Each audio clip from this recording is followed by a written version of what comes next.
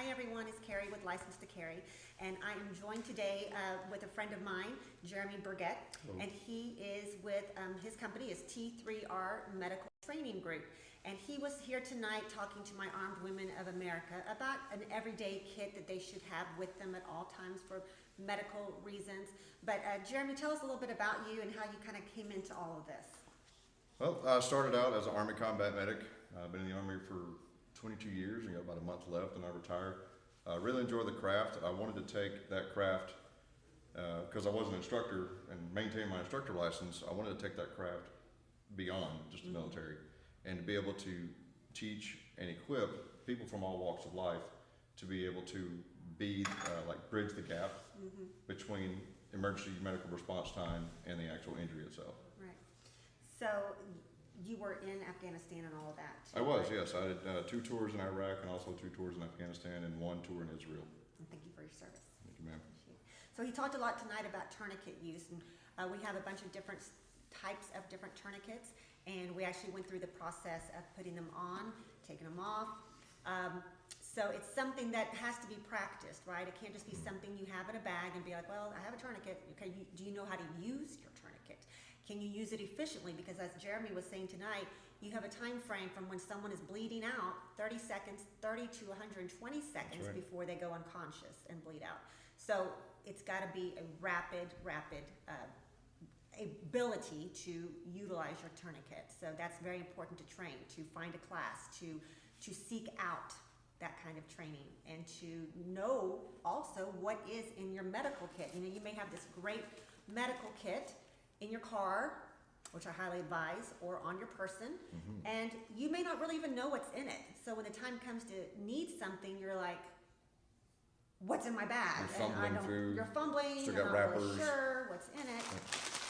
Yeah, so and definitely take, like this has wrapping on it. You want to take the wrapping off, right, you know, ahead of time, because you won't be able to do this with blood. Slick fingers. Slick fingers.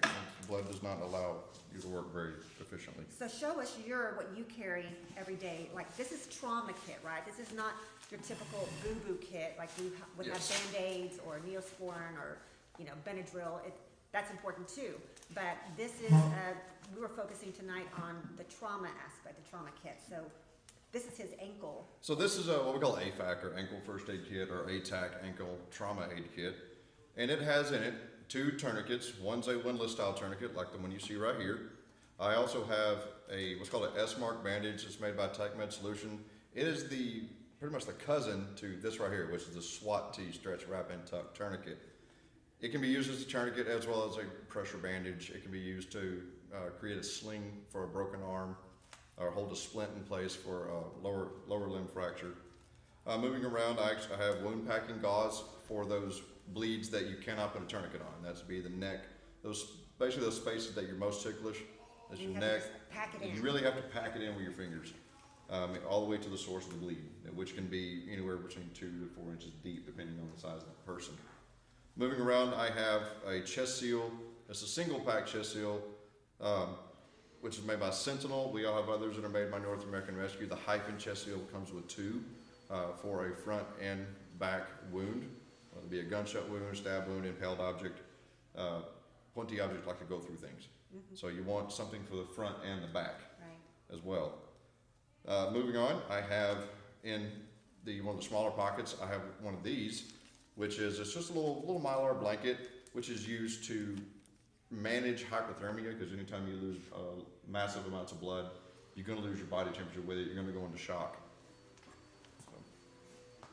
And that's it. Great. So you pushed. So thank you. Is there a way for people to contact you? What's the best way for people to contact you? So you can email me at t3rmtg@gmail.com. Okay. You can also go to our website at www.t3rmtg.com. Perfect. All right. Well, thank you, Jeremy. It was great to see you, and thank you for such a wealth of information. And stay safe out there. Be safe.